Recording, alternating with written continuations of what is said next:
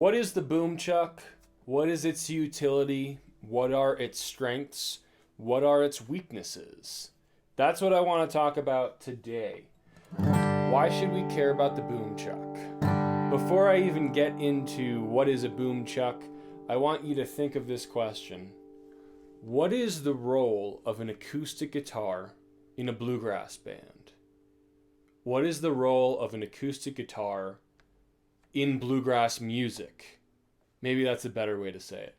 So before we even start, I just want you to think about that. Well, the boom chuck is a pretty simple concept. That's what it sounds like. It's made up of all downstrokes, right? If you're thinking of quarter notes as 1, 2, 3, 4, then it's on all of the quarter notes. 1, 2, 3, 4. 1, 2, 3, 4. And what we're doing here is we're alternating bass notes. We're out of a G shape here, and our low bass note is G, right? Root, fifth. Boom, boom. 2, 1, 2, 3, 4. 1, 2, 3, 4. So the 1s and 3s have our root fifth, and in between the 2s and the 4s have our chord information. So boom is a bass note, chuck is a chord. Boom, chuck, boom, chuck, boom, chuck, boom, chuck, boom, chuck. You really want to ring out as much as possible and to create some clarity with these notes. Great, so that is the basics of a boom chuck. That's just out of a G shape.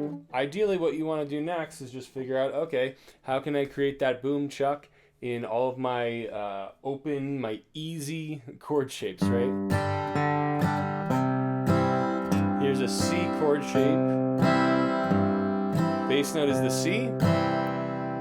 Root note is a C. Here's your fifth, that's a G. I like to take my finger off sometimes to create a little bit of separation between those notes so they don't run onto each other. In other words, like, right, you can hear how just kind of melt into one another. I want to create some definition sometimes. So I take my finger off and I'm actually using my third finger to hit each one of those boom bass notes. Okay, there it is in C, in D.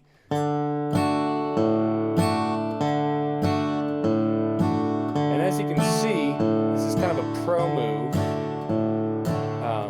It's a quick tip, but sometimes I do wrap that thumb around and mute that A string to create some separation. A little bit overkill, probably. It's just instinct at this point, second nature to get that thumb to mute that A. So in other words, when I go mute, right? Anyway, it's useful to figure out where you would play these root notes, bass notes, fifths in any chord shape that you're creating, whether that is a open chord like this, or whether it's one of these power chords that don't get played as much in bluegrass, but it's still just super useful. So there you have it. That's the basic idea of a boom chuck. All downs, nice and clear.